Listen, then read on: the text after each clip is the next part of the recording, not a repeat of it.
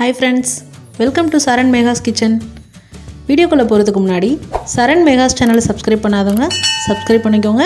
மறக்காம அந்த பெல் பட்டனை பிரஸ் பண்ணிக்கோங்க.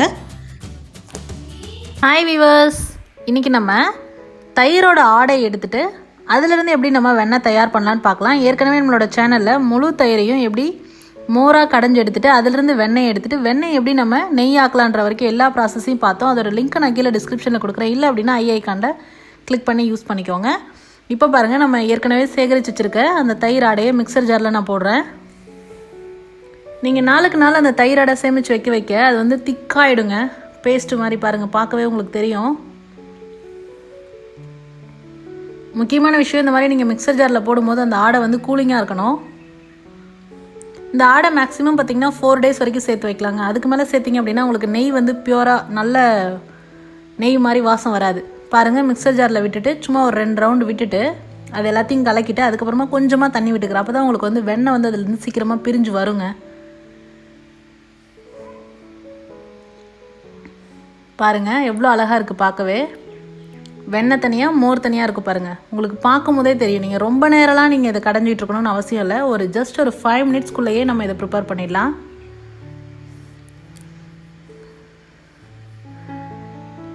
இப்போது நம்ம அதிலேருந்து எப்படி வெண்ணெய் எடுக்கலான்னு பார்க்கலாங்க. பாருங்கள், இந்த மாதிரி மேலால் அரிச்சிட்டு எவ்வளோ சூப்பராக இருக்குது பாருங்கள்.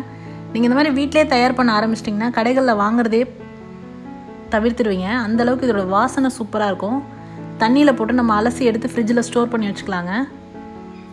நம்ம ஆடையை தான் 4 நாள் 5 நாள் வரைக்கும் சேர்க்க முடியும், ரொம்ப நாள் சேகரித்து வைக்க முடியாது.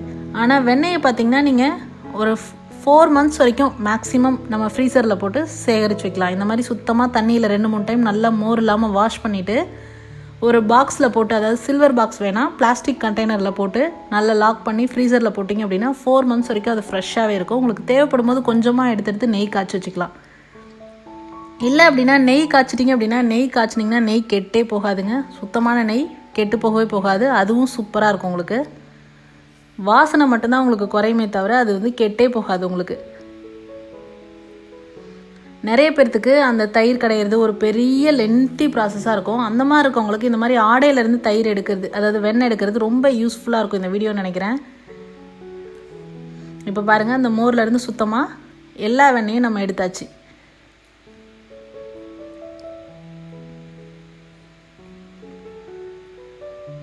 இப்போ நான் ஏற்கனவே ஃபஸ்ட்டு ஒரு பவுலில் தண்ணியில் அந்த வெண்ணெயெல்லாம் போட்டு வச்சு இல்லைங்களா, அதுலேருந்து மறுபடியும் அலசிட்டு மறுபடியும் இன்னொரு டைம் அலசணும். நம்ம ஒரு 2 டைமாவது நம்ம அலசிட்டு எடுத்து வச்சோம் அப்படின்னா தான் அதில் இருக்கக்கூடிய மோர் எதுவும் இல்லாமல் இருந்ததுனா தான் நீங்கள் வந்து வெண்ணெயில் உங்களுக்கு வெண்ணெயோட வாசனையும் வரும். நெய் காய்ச்சும் போது உங்களுக்கு அந்த மோரோட வாசனை வராமல் இருக்கும். ப்ளஸ் வெண்ணெயை நீங்கள் நிறைய நாள் ஸ்டோர் பண்ணுறீங்க அப்படின்னா அந்த மோர் இல்லாத வெண்ணெயாக இருந்தது அப்படின்னா தான் உங்களுக்கு நல்லாயிருக்கும், லைஃப் வரும்.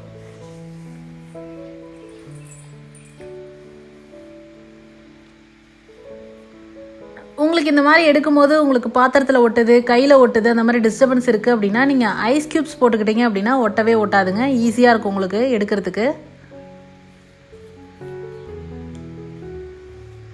இப்போ பாருங்கள், மறுபடியும் இந்த தண்ணியில் நம்ம ஒரு தடவை அலசுகிறோம். இது எதுக்காக அப்படின்னா அந்த வெண்ணெயில் இருக்கக்கூடிய மோர் எல்லாம் போகிறதுக்காக தான் நம்ம தண்ணியில் 2 டைம் வச்சு அலசி எடுக்கிறோங்க.